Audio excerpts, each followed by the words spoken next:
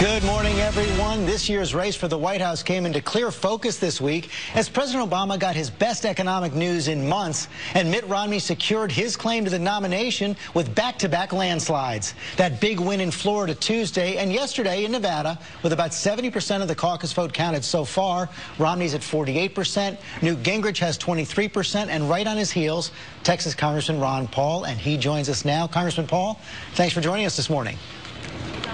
Thank you. Good to be with you. You know, you're in third place right now, fighting for second in Nevada, but you did come in second in 2008. It must be hard not to be disappointed by not having that secure yet. Well, you know, the votes aren't all counted yet, and there seems to be a bit of chaos out there, even though it was a small caucus vote. There was a lot of confusion. So, yes, if you go from second to third, there would be disappointment. But also, on the positive side, we will get a block of votes. We will still get some delegates, and we still will pursue, you know, our plan to go into the caucus states, and we'll have to wait and see how things go. But, Congressman, where do you get that first win?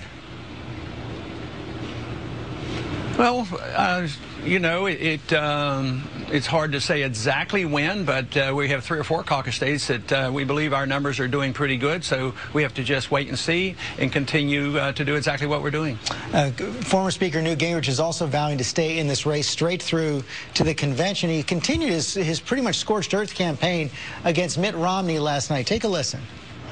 The vast majority of Republicans across the country are going to want an alternative to a Massachusetts moderate who has in his career been pro-abortion, pro-gun control, pro-tax increase, and who ranked 3rd from the bottom in creating jobs in the 4 years he was governor. A lot of other Republicans, including Rick Santorum, who's still in the race, think that that kind of continued attack against Mitt Romney is going to hurt the Republican Party in the fall. Are you worried about that? I don't worry about a lot of things. I don't worry about that. I worry about myself. I worry about the message. I worry about the country. I worry about the wars going on. I worry about the economy in the real sense of what it's like to have runaway inflation. Those are things that I worry about, and that's what energizes my supporters, and that's why we get these thousands of people coming out. So I don't worry about some of these details because I don't see a lot of difference among our other candidates or between the two parties. It's all big government spending. Nobody wants to cut anything. Nobody wants to stop the wars. So that's what I worry about, getting the country on the right track, and I get energized because I know there's a large number of people who are looking for another option. In some ways, I agree with Gingrich about saying that Romney doesn't satisfy a lot of people. Let me tell you, there's a lot of people not satisfied with any of the candidates out there, and that's why in many ways we're seeing a lower turnout right now. And that should, if building a party is their only goal, they ought to wonder why they haven't offered something else, and that's what I'm trying to change and offer them some real changes. You're exactly right. Lower turnout in Nevada than 4 years ago, lower turnout in Florida than 4 years ago. And you've always said that your campaign is much more of a crusade, much more of a mission. But what exactly do you hope to achieve? What kind of stamp do you expect to put on the Republican platform this year? Well, the first thing you want to achieve is get as many votes as you can and get as many delegates and set your target high. And, of course, you set it for victory, but you have to live within the real world. But in the campaign, that is what the goal is to galvanize people, energize people, get them out and vote.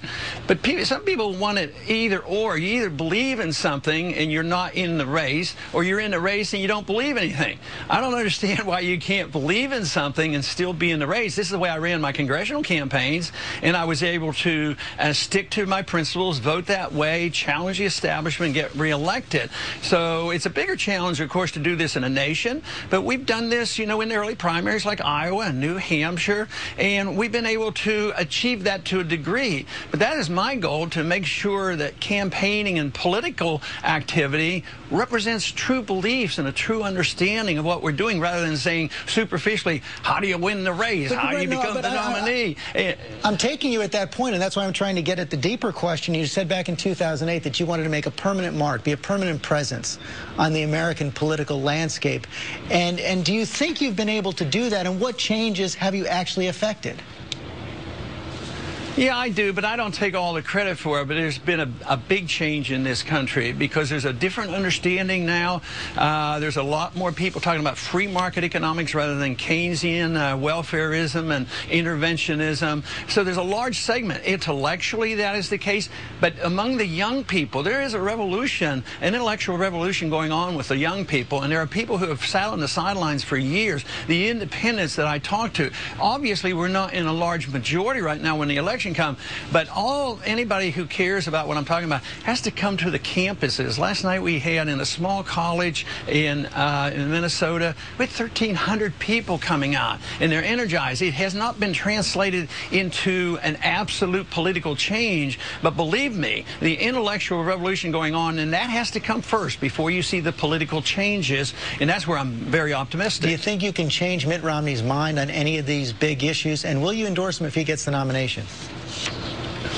Yeah, I think Mitt can change his mind. He's changed his mind in the past. If he hears from our young people and voters, and we continue this, yeah, he's gonna change his mind if there's a political benefit to it. So I think they all will change their mind because they don't approach this with firm convictions. And if they do have a firm conviction, most of the time it's embedded, you know, to a flawed economic policy and a flawed economic system, a flawed monetary policies. So yes, they're open to it, but they're only going to be open to it, and they're only going to change their mind when the emphasis comes from the people and people's attitudes change. Government is a reflection of the people. So both I want to change the government, and I want to change it through the electoral process, but I also want to change the hearts and minds of people. That is where it really starts, and that is where we're making the progress. And you have been consistent in that. Congressman Paul, thanks very much for your time this morning. We turn now to this week's big news on the economy and what it means for the fall election.